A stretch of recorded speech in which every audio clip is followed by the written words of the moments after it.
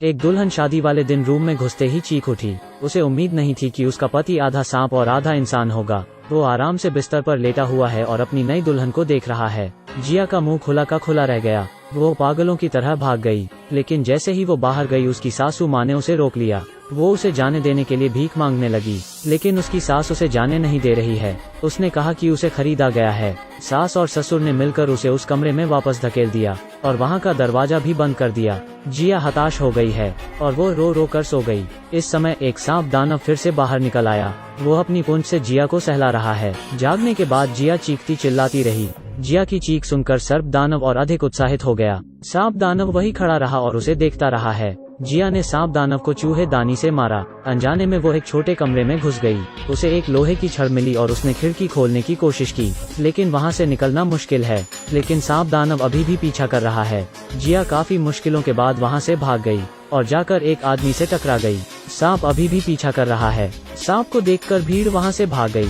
बस 2 गांव वाले उससे लड़ने की कोशिश करते हैं, लेकिन सांप दानव ने उसे वहीं मार डाला। सांप दानव को भगाने के लिए गांव वाले ने एक मशाल उठाई। अगली सुबह जिया अचानक से ही डर गई। वो थोड़ी सी बात में बस डर गई थी। दूसरी तरफ उसकी सास एक डब्बा लेकर सांप दानव के पास गई। उसने उसके टूटे हुए दिल को दिलासा दिया, लेकिन सांप दानव 40 साल से अकेला है।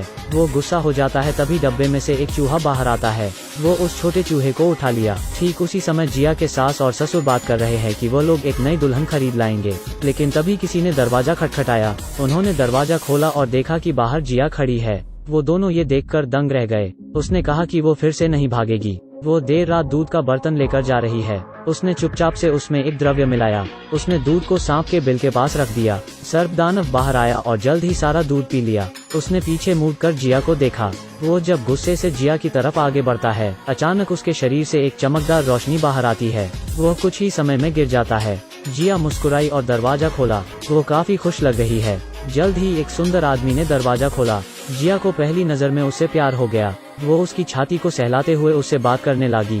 वो कहती है कि वो उसका प्यारा दूल्हा है। दरअसल गांव के मुखिया ने जिया को एक रहस्यमय बोतल दी है। उसने बताया कि वो एक इंसान ही है। उसने जिया को सारी सच्चाई बताई। एक बार एक सर्प दानव था जो चाहता था लोग उसे हमेशा प्यार करें। उसने एक शादी को भंग किया। तभी दूल्हे ने उस पर हमला करने के लिए लाठी उठाई, लेकिन सांप ने उनका पीछा नहीं छोड़ा। उसने उस औरत को काट लिया और उसका बच्चा सांप दानव बन गया।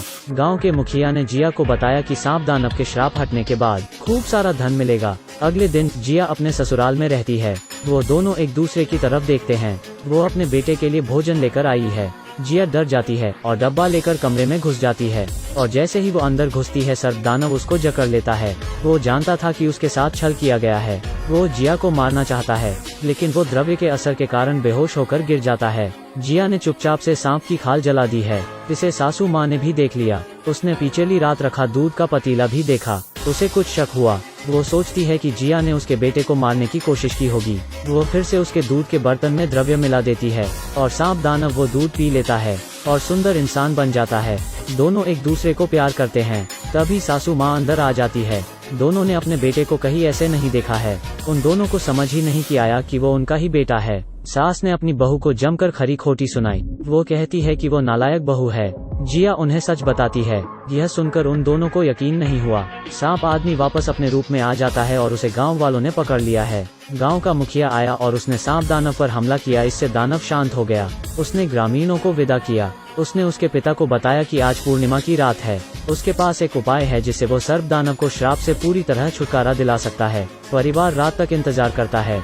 जल्द ही चंद्रमा पूर्ण होने वाला है। उन्होंने नाक को नीचे रख दिया। मुखिया ने उसे एक रहस्यमय द्रव्य खिलाया। मंत्र की ध्वनि के साथ सर्प दानव जाग जाता है, लेकिन सर्प दानव जो अभी अभी उठा गुस्से की स्थिति में है। वो काफी भूखा है। उसे शांत नहीं कर सकते। सर्प दानव के शरीर में से अजीब सी रोशनी बाहर आती है। उसने जिया को काट लिया। सर्प दानव जमीन पर गिर गया और जिया बेहोश हो गई।